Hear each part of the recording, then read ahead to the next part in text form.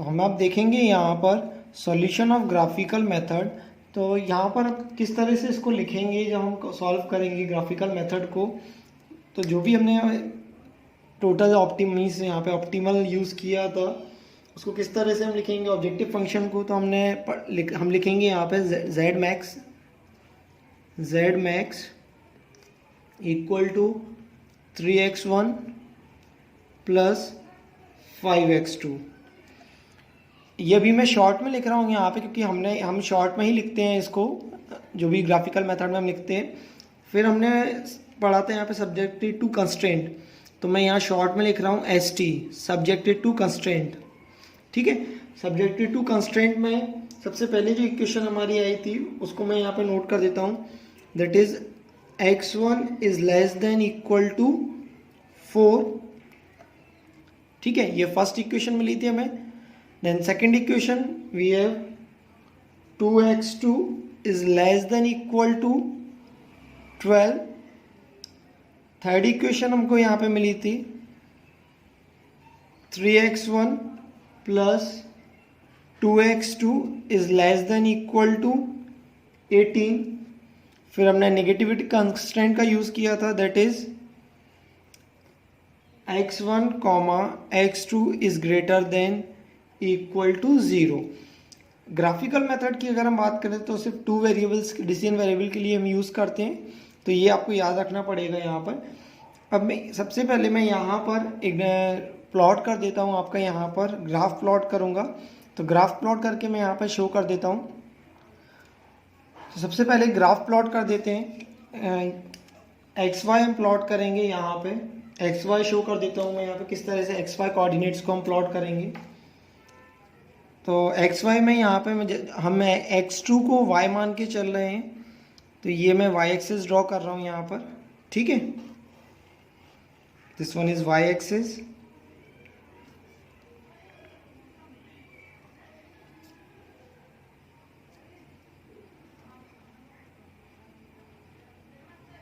ये y axis ले लेता हूँ मैं यहाँ पे।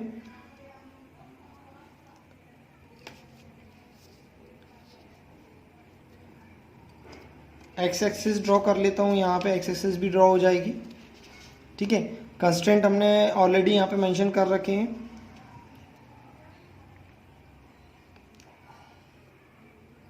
एक्स एक्सिस को प्लॉट कर देता हूँ।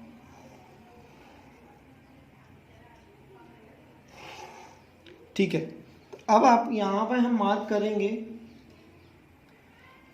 ये हो जाएगा x1 मार्क कर देते हैं इसको हम। ठीक है, ये x1 है हमारा यहाँ पे, और ये x2 हो जाएगा।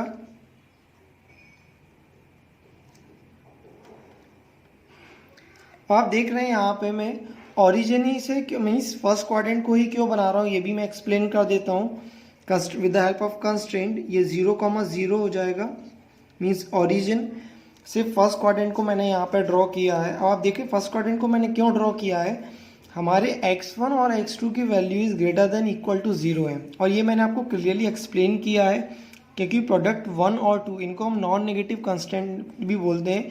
प्रोडक्ट 1 और 2 जो हमारे हैं वो कभी नेगेटिव नहीं हो सकते, मीन्स 0 हो सकते हैं। हो सकता है P1 को हम प्रोड्यूस ना करें, P2 को प्रोड्यूस करें, P2 प्रोडक्ट को प्रोड्यूस करें टू गेन मैक्सिमम प्रॉफिट। ठीक है, वो डिपेंड करेगा मैक्सिमम प्रॉफिट जब हम ऑप्टिमल सॉल्यूशन की बात करेंगे। P2 भी 0 हो सकता है लेकिन ज़रूरी नहीं, और दोनों 0 हो जाएंगे, इट मीन्स प्रोडक्शन नहीं हो रहा है। लेकिन नेगेटिव नहीं हो सकते क्योंकि नेगेटिव प्रोडक्शन हम नहीं कर सकते हैं, तो इसलिए हम फर्स्ट क्वाड्रेंट में जा रहे हैं। जब बोथ पॉजिटिव है तो हम फर्स्ट क्वाड्रेंट में जा रहे हैं, because as we know in first quadrant both x and y is positive, means x1 भी पॉजिटिव होगा और x2 भी पॉजिटिव होगा। अब यहाँ पे हम एक एक जो भी कंडीशन है उनको प्लॉट करते जाएंगे। तो सबसे पहले हम देख लेते हैं हमारी x1 की वैल्यू कितनी है, लेस देन इक्वल टू 4। तो मैं भी अभी एज्यूम कर लेता हूँ कि x1 की वैल्यू कितनी है, 4 है। तो सबसे पहला पॉइंट में मार्क कर लेता हूँ यहाँ पे 4। x1 की वैल्यू में कितनी मार्क कर लेता हूँ यहाँ पे 4, तो ये मैं मार्क कर लेता हूँ यहाँ पे। ठीक है, और एक मैं स्ट्रेट लाइन ड्रॉ कर लेता हूँ।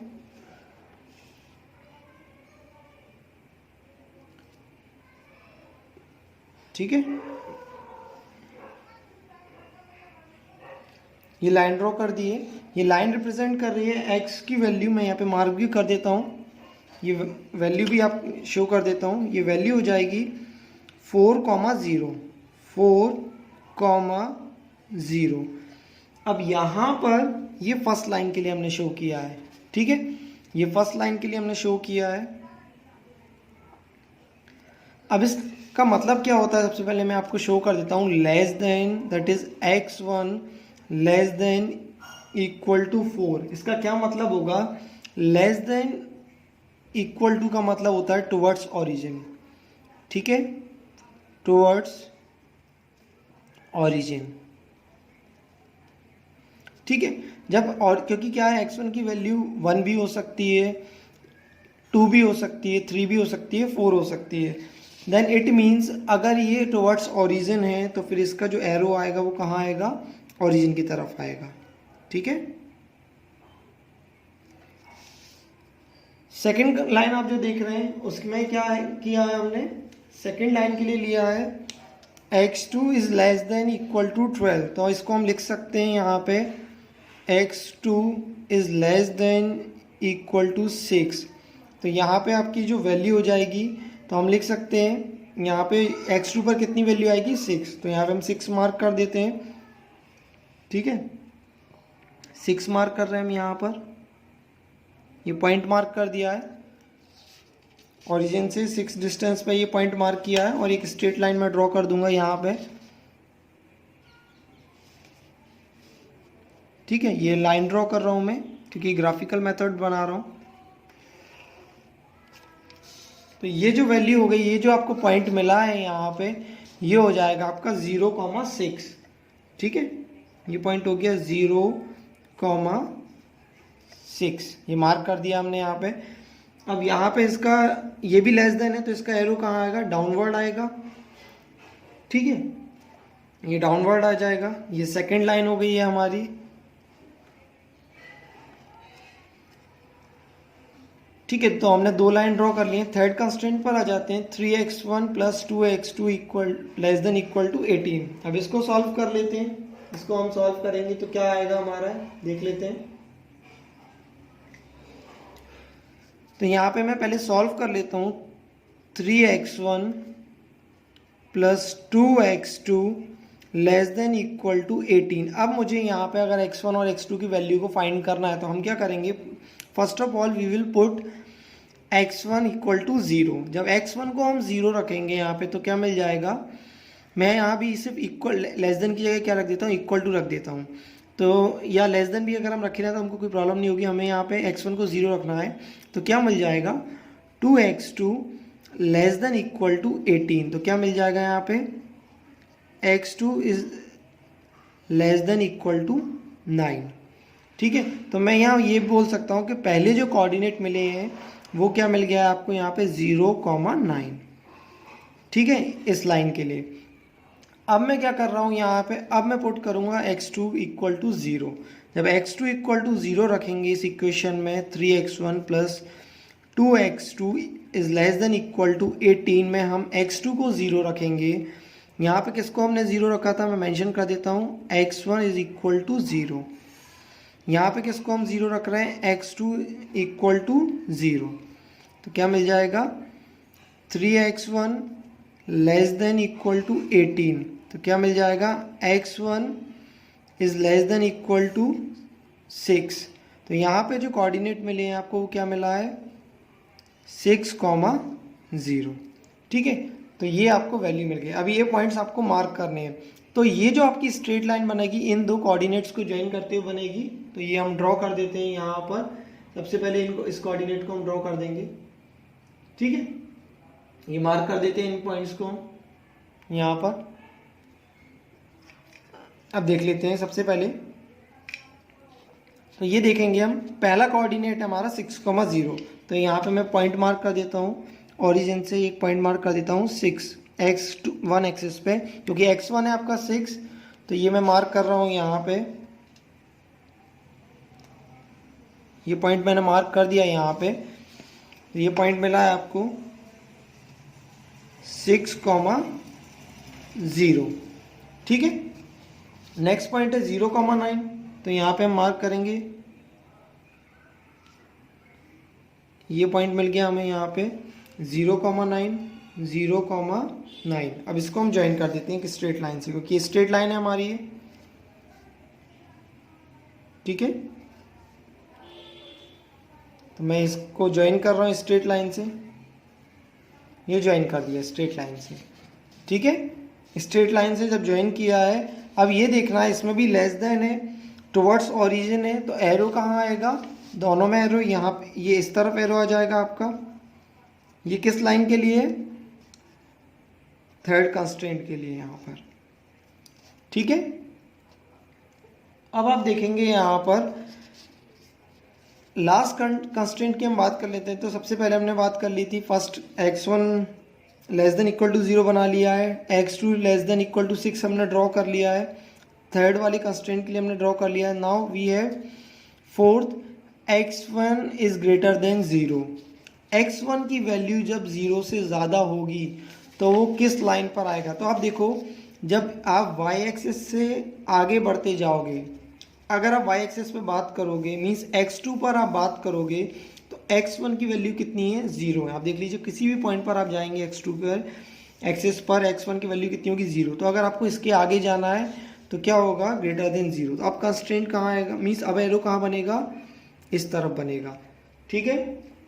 तो इसको मैं शो कर देता हूँ अलग से। तो ये जो आपका एरो बनेगा, यहाँ पे एक एरो इस तरफ आएगा, ये एरो दिख रहा होगा, विजिबल होगा, ठीक है। सेम इसी तरह अगर x2 ग्रेटर देन 0 है तो आपको x1 एक्सिस से ऊपर जाना पड़ेगा, यहाँ से ऊपर जाना पड़ेगा, तो एरो आपका यहाँ आएगा, ठीक है, ये एरो आ जाएगा। अब जितने भी ये एरोज आए हैं उन सब से आपको फाइंड करना है कि आपका जो फीजिबल रीजन कौन सा है, मीन्स बाउंडेड रीजन कौन सा है। तो देखो फर्स्ट लाइन से जो एरिया बन रहा है यहाँ पे, वो अंदर की तरफ बन रहा है यहाँ पे, ठीक है। इस वाली लाइन से जो एरिया बन रहा है वो ऊपर की तरफ बन रहा है, इस वाली लाइन से मीन्स सेकंड लाइन से जो एरिया बन रहा है वो नीचे की तरफ बन रहा है। चलिए मैं नेमिंग कर देता हूँ, इस लाइन को मैं नेमिंग 4 कर देता हूँ, इस लाइन को मैं नेमिंग 5th कर देता हूँ। तो आपको 5 लाइन्स मिल चुकी हैं। x1 से अंदर की तरफ बन रहा है, फोर्थ लाइन से ऊपर की तरफ बन रहा है, सेकेंड लाइन से नीचे की तरफ बन रहा है, थर्ड लाइन से अंदर की तरफ बन रहा है, और फिफ्थ लाइन से आगे की तरफ बन रहा है, मीन्स ठीक है, राइट साइड बन रहा है। तो ये वाला जो रीजन मिलेगा, ये आपको, इसको मैं बाउंड कर रहा हूँ यहाँ पे, ठीक है। तो इस रीजन को हम बोलते हैं फीजिबल रीजन, ठीक है। ये रीजन हमें मिला है यहाँ पे, feasible reason.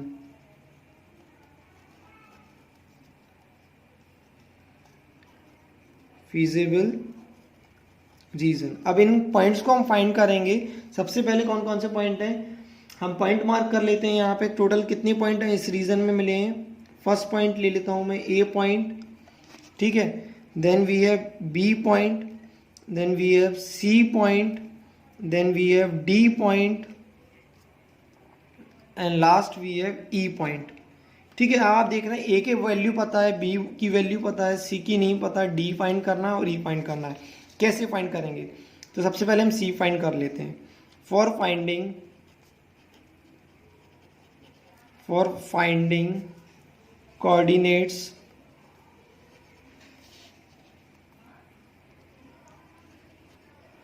Coordinates of C and D, इनके कोऑर्डिनेट्स हमको फाइंड करना है। तो हमें ये देखना पड़ेगा, इंटरसेक्टिंग मेथड का हमको यूज़ करना पड़ेगा। तो इंटरसेक्टिंग मेथड हम कैसे देखेंगे, ये जो सी पॉइंट है आपका, सी पॉइंट किन दो लाइंस जो मिल रहा है वो किन दो लाइन के इंटरसेक्टिंग पॉइंट से मिल रहा है, तो हमें वो फाइंड करना पड़ेगा। तो पहली लाइन कौन सी है हमारी, फर्स्ट लाइन। तो फर्स्ट लाइन का कंस्ट्रेंट कौन सा है, x1 is less than equal to 4 for C. तो सबसे पहले हम सी के लिए फाइंड कर लेते हैं, ठीक है। किससे बन रहा है आपका, x1 is less than equal to 4, और किससे बन रहा है, थर्ड लाइन से। थर्ड लाइन का कंस्ट्रेंट क्या है, 3x1 plus 2x2 is less than equal to 18। तो x1 की वैल्यू हम 4 पुट कर देते हैं यहाँ पर, ठीक है। तो मैं 4 पुट कर दूंगा तो क्या हो जाएगा, 3 into 4 plus 2x2 less than equal to 18, कितना हो जाएगा 6। x2 की वैल्यू यहाँ से आ जाएगी 3, ठीक है, तो x2 की वैल्यू हमारी आ जाएगी यहाँ से less than equal to 3। Okay, ये वैल्यू हमको यहाँ पर मिल गई है। अब अगर c की वैल्यू मैं यहाँ पे पुट कर देता हूँ तो ये आ गई है आपकी 4,3। 4,3। सेम इसी तरह d के लिए देखेंगे। d किससे बन रहा है आपका?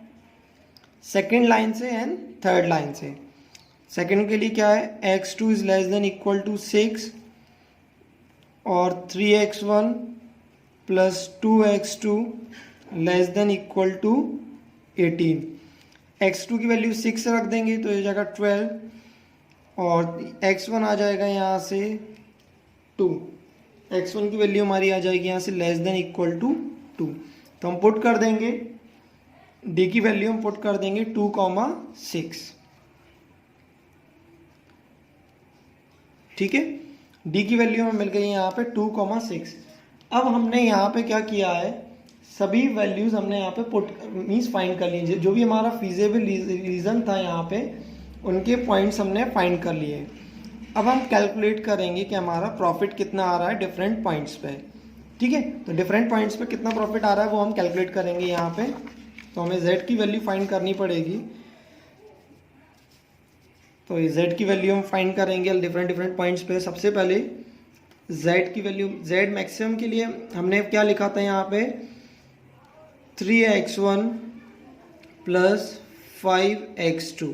ठीक है, ये मैक्सिमम मिलेगा हमें, तो यहाँ पे फाइंड करना है मैक्सिमम किस पॉइंट पर आ रहा है। तो सबसे पहले हम पुट करेंगे z एट पॉइंट a।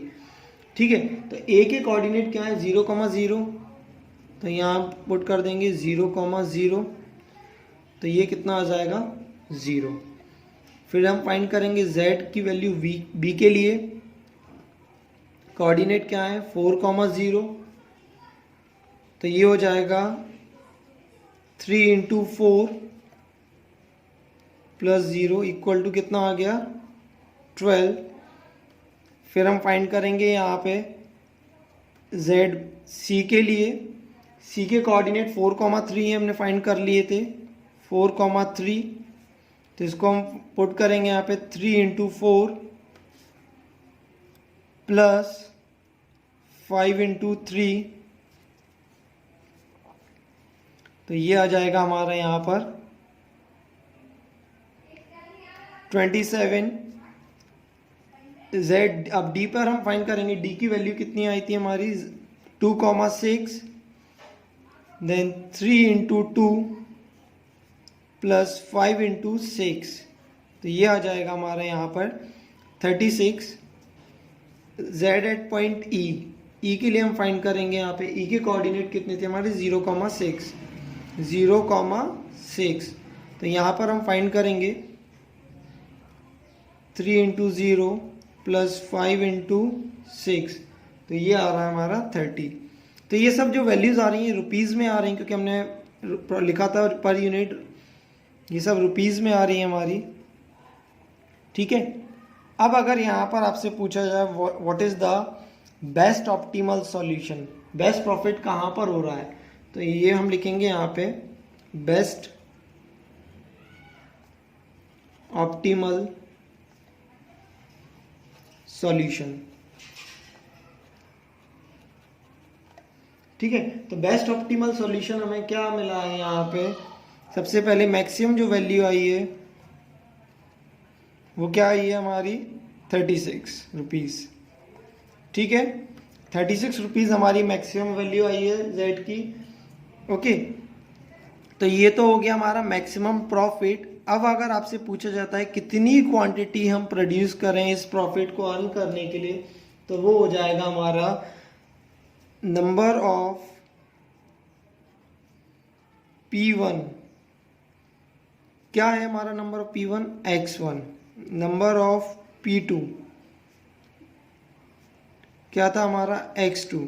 तो किसके लिए हम जो हमको ये मैक्सिमम वैल्यू मिली है 36, वो किस वैल्यू के लिए मिली है 2 और 6 के लिए, जो क्योंकि हमने यहाँ पे चेक किया, ये देखेंगे हम, ये 0, ये 12, ये 30 रुपीज़, ये 27, 36, तो मैक्सिमम प्रॉफिट कहाँ है 36 पे।